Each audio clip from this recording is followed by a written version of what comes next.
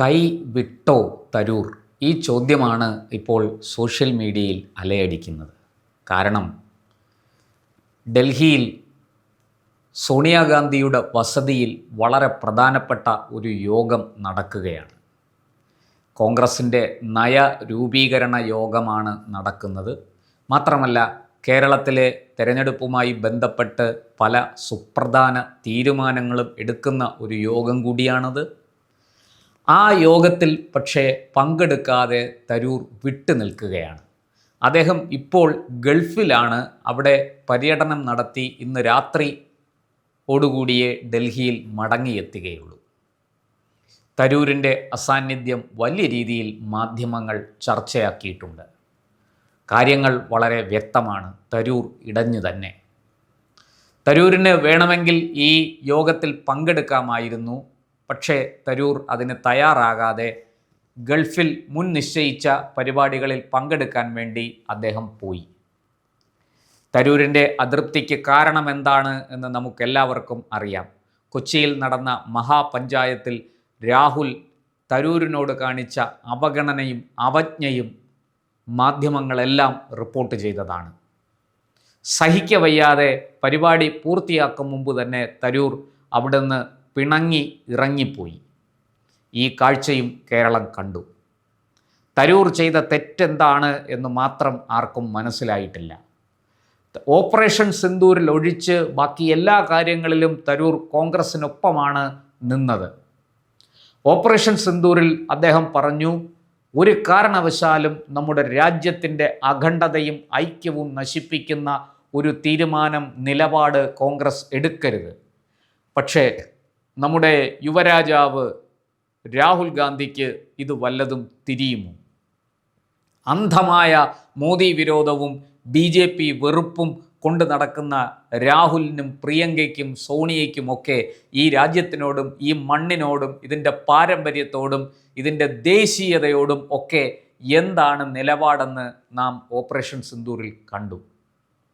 Operation Sindoor കഴിഞ്ഞപ്പോൾ, നടന്നുകൊണ്ടിരുന്നപ്പോൾ തന്നെ, അത് നടന്നുകൊണ്ടിരുന്നപ്പോഴും അത് കഴിഞ്ഞപ്പോഴും രാഹുൽ ഉയർത്തിയ ചോദ്യങ്ങൾ എത്ര നമ്മുടെ രാഷ്ട്രത്തിന് എത്ര ദോഷം ചെയ്യുന്നതാണ് എന്ന് നമുക്കെല്ലാവർക്കും അറിയാം. ഓപ്പറേഷൻ സിന്ദൂറിനിടയ്ക്ക് എത്ര റഫേലുകൾ നഷ്ടപ്പെട്ടു, എത്ര വൈമാനികരെ പാകിസ്ഥാൻ ബന്ദിയാക്കി പിടിച്ചു, ഇതൊക്കെയാണ് രാഹുൽ ചോദിച്ചത്. അതായത് നമ്മുടെ ശത്രുക്കൾക്ക് നമ്മെ അടിക്കാനുള്ള വടി നമ്മുടെ മഹാനായ പ്രതിപക്ഷ നേതാവ് തന്നെ ഇട്ടുകൊടുക്കുന്നു. ഞാനൊരു ചരിത്രം ഓർമ്മിപ്പിക്കാം.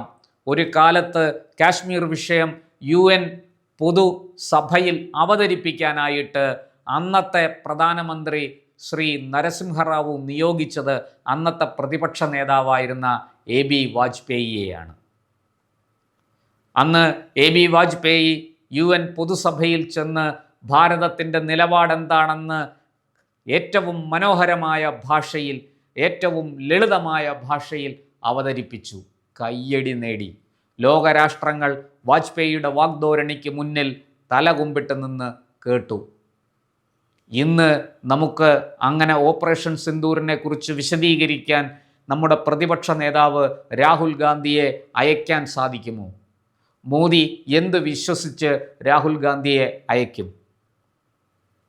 അദ്ദേഹത്തിന് ബുദ്ധി ഉണ്ടായിരുന്നത് കൊണ്ട് നമ്മുടെ പ്രധാനമന്ത്രി കൃത്യമായിട്ടും ശശി തരൂരിനെ ആ ചുമതല ഏൽപ്പിച്ചു.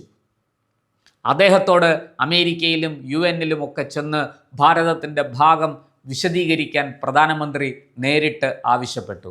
പ്രധാനമന്ത്രിയുടെ ആവശ്യം പൂർണ്ണ അർത്ഥത്തിൽ ഉൾക്കൊണ്ട ഡോക്ടർ ശശി തരൂർ തന്നെ ഏൽപ്പിച്ച ചുമതല ഏറ്റവും ഭംഗിയായി നിർവഹിച്ചു. അന്ന് തുടങ്ങിയതാണ്. അതിനു മുമ്പ് തന്നെ ശശി തരൂരിനോട് രാഹുലിന് നീരസമുണ്ട്. AICCയിൽ തൻ്റെ നോമിനിക്കെതിരെ മത്സരിച്ച ശശി തരൂർ എന്തോ ഗുരുതരമായ കുറ്റം ചെയ്തു എന്നതുപോലെയായിരുന്നു രാഹുലിൻ്റെയും പ്രിയങ്കയുടെയും സോണിയയുടെയും ഒക്കെ പെരുമാറ്റം. അതൊക്കെ അർഹിക്കുന്ന അവജ്ഞയോടെ തള്ളിക്കളഞ്ഞ ശശി തരൂർ കോൺഗ്രസിൽ തന്നെ ഉറച്ചു നിന്നു.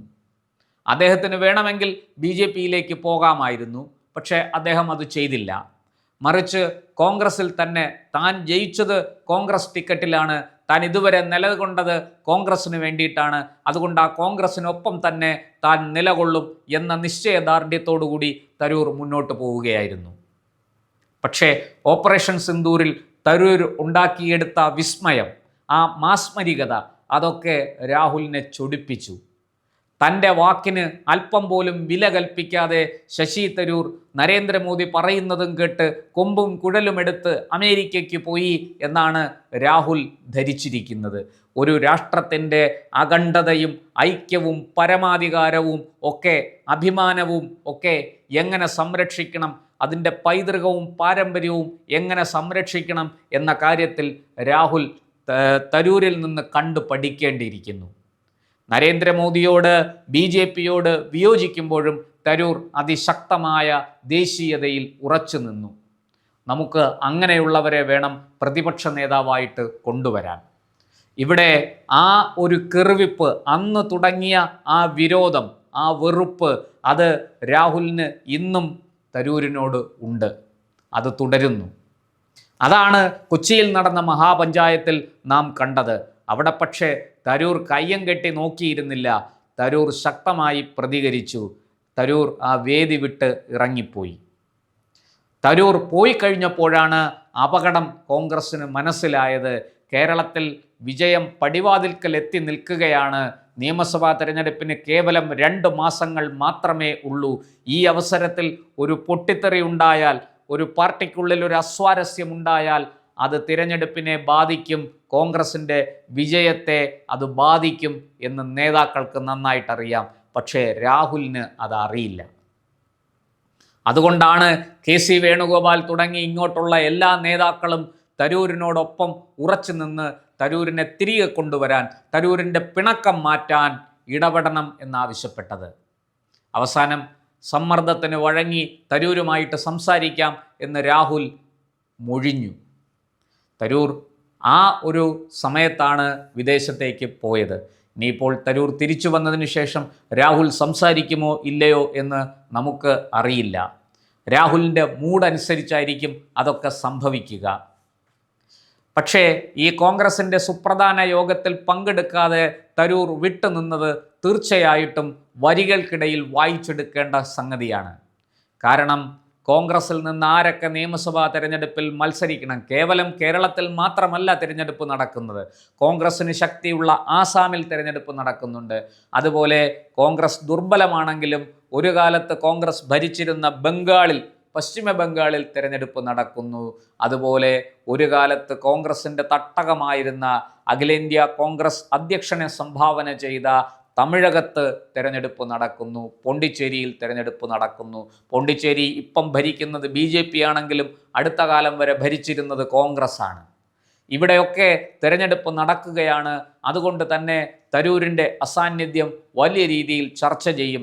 തരൂരിൻ്റെ അനുഭവ പരിചയം കോൺഗ്രസ്സിന് മുതൽക്കൂട്ടാക്കേണ്ടതുണ്ട്. ഇത് കോൺഗ്രസ് നേതാക്കൾക്ക് നന്നായിട്ടറിയാം. അതുകൊണ്ടാണ് അവർ രാഹുലിൽ സമ്മർദ്ദം ചെലുത്തി തരൂരിനെ സമരസപ്പെടുത്തി തരൂരിനെ യോജിപ്പിച്ചു കൊണ്ടുപോകാൻ വേണ്ടിയിട്ട് ശ്രമിച്ചത്. അതിനി എത്രത്തോളം അത് സംഭവിക്കും എന്ന് നമുക്കറിയില്ല. അതിനിടയ്ക്ക് തരൂർ കോൺഗ്രസ് വിടുമെന്ന ചില വാർത്തകളും പുറത്തു വന്നു.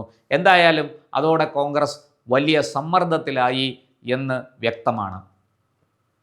ഇവിടെ ഇപ്പോൾ ഈ പറഞ്ഞതുപോലെ കോൺഗ്രസിൻ്റെ കേരളത്തിൽ നിന്ന് ജയിച്ച MP മാരാരും മത്സരിക്കേണ്ട, നിയമസഭാ തെരഞ്ഞെടുപ്പിൽ മത്സരിക്കേണ്ട എന്നൊരു തീരുമാനം ഹൈക്കമാൻഡിൽ നിന്ന് വരുന്നതായിട്ട് മാധ്യമങ്ങൾ റിപ്പോർട്ട് ചെയ്യുന്നുണ്ട്.